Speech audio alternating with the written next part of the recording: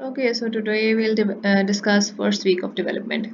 What happens in first week of development? This is the time that includes all the events leading from ovulation to implantation. So what is ovarian cycle? With each ovarian cycle, there is formation of 15 to 20 preantral follicles and which are stimulated by the FSH purely, and the maturation of the follicle is by the FSH and LH both. Of the 15 and 20 preantral follicles, only one reaches full maturity and only one oocyte is discharged and rest all the others become atratic. And ovulation is a process that is by the increase or surge of LH, that is the luteinizing hormone. So in this picture, we can very clearly see that the hypothalamus releases the gonadotropins, which are the FSH and the LH. The FSH is responsible for stimulating the growth of the follicles, the primordial follicle, the primary follicle, the secondary follicle, and then the tertiary or Graafian follicle. So what happens is that FSH stimulates the growth of these follicles, and FSH along with LH, it causes the maturation of these follicles from primordial, primary, antral, and then the Graafian follicles. After the Graafian follicle is formed, it leads to the process of ovulation, that is the release of this oocyte, and this structure is formed. Now the oocyte has been released, and the remaining granulosa cells and the theca interna cells are remained.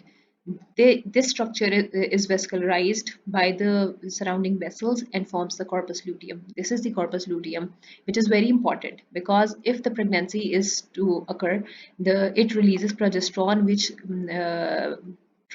protects the pregnancy. But if fertilization does not occur, it becomes atratic. It starts degenerating and it becomes atratic and becomes corpus atraticum. So this is the ovarian cycle.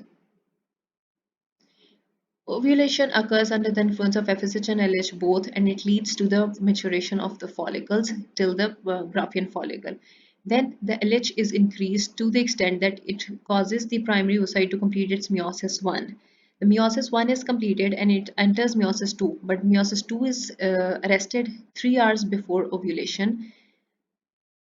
Meanwhile, there is a bulge that is formed on the surface of the ovary that is called the stigma. That is the point from where the oocyte will be ovulated. Now, in this picture, we can say this is the ovary and this is the uterine tube. These hair-like projections are the fimbria. This is the fimbrial end of the uterine tube. So here, what happens is that all these staged follicles are, we can see the primary, primordial, Graafian follicles, and this is the corpus luteum. This is the point from where the oocyte has been released inside the fimbrial end of the ovary. This remaining structure will become the corpus luteum, just like this.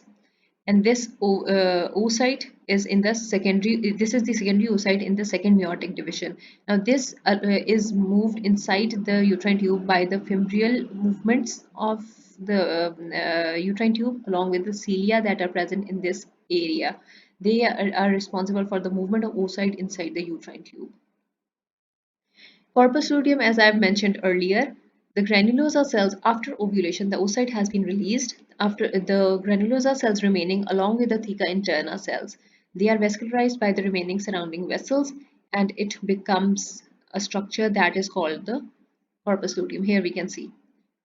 This is a mature Graafian follicle. From here the oocyte is released like this, and the surrounding cumulus oophorus cells, they are released inside the uterine tube. This remaining structure, this grayish lining is the granulosa cells and the surrounding yellowish structure is the theca interna cells.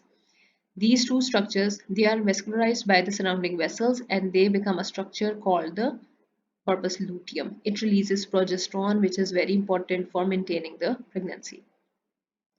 Now, what is corpus albicans? If fertilization does not occur, the corpus luteum reaches maximum development 9 days after ovulation. I'm talking about the time if the fertilization does not occur. So the corpus luteum, it starts degenerating and it forms a fibrotic scar tissue, and that is called the corpus albicans. What happens if fertilization does occur? If it doesn't occur, it leads to the formation of corpus albicans. But if fertilization does occur, so under the influence of HCG, the corpus luteum develops more and it becomes corpus luteum of pregnancy. And it is more important in a way that it leads to the formation of progesterone until the fourth month of pregnancy, and it is responsible for maintaining pregnancy. After fourth month of pregnancy, the corpus luteum degenerates, and the progesterone is formed by the placenta. In my previous lecture, I discussed the process of fertilization, which was in three phases. First phase was the process of capacitation and acrosomal reaction of the sperm. Second process was the penetration of the zona pellucida by the sperm. And third phase was the fusion of the sperm and the oocyte cell membranes. Next, we'll discuss the process of cleavage. So what happens once the zygote is formed? It is at two-cell stage, and this happens 30 hours after fertilization. Now the zygote undergoes multiple mitotic divisions, which leads to the formation of 4-cell stage, then 8-cell stage, and then 16-cell stage. This 16-cell stage zygote is called a morula, and this is formed approximately 3 days after fertilization. Now, after the morula is formed, the arrangement of structures is such that it has an inner cell mass that is called the embryoblast, which will form the embryo, and an outer cell mass that will form the eventual placenta. The outer cell mass is also called the trophoblast. The area that is adjacent to the inner cell mass, here fluid starts accumulating and forming a blastocele, that is a cavity, and this structure is now called a blastocyst.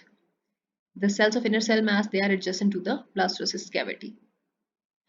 So by the end of first week of development, we have a morula, and and it is ready to be implanted inside the uterine mucosa. That's all for today. Thank you.